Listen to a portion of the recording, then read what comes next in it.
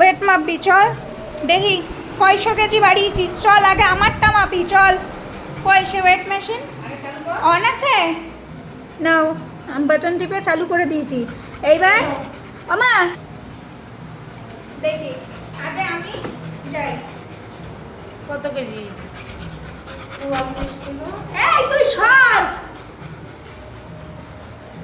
44 kilo 208 গ্রাম। ঠিক আছে এই হচ্ছে আমার ওয়েট। তোমার দেখাই একটু।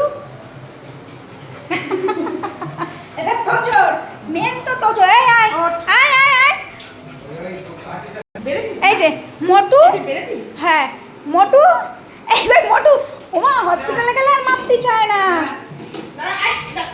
এই কি অবস্থা!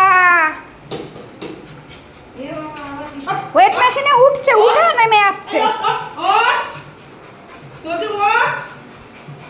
মানে আমার ওয়েটটা সবাই দেখে নেবে, বদিদির ওয়েট দেখে নিলে এরপরে আমারটাও দেখে নিলে আরও বলবে লোকে মোটু, বলবে মোটু।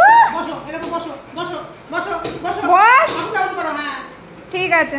হ্যাঁ এবার নামছে। অনেকগুলো চেষ্টার পরেও তোজবাবু নেমে চলে যাচ্ছে, ওয়েট আর মাপা হচ্ছে না, ছেড়ে দাও ওকে। আচ্ছা এতগুলো মানুষ দাঁড়িয়ে রয়েছে তোজোর ওয়েট মাপাবে বলে, আর তোজো কোথায় গেছে? তোজো ওয়েট মাপবে না বলে পালিয়ে চলে গেল। ও মা, ও মা, বাবা তো নিচে নিচে। এটা বাড়ি যা, আমি যাবো না, যা। ওয়েট মাপা হচ্ছে, জানে তো ওয়েট বেশি হয়ে গেলে খাওয়া দাওয়া কন্ট্রোল করা হয়। আর কদিন তো ভেজ চলছে, আমাদের নিরামিষ চলছে কন্টিনিউ, তো ওর ভাতটা আবার পড়ছে, আবার উকি মেরে দেয়।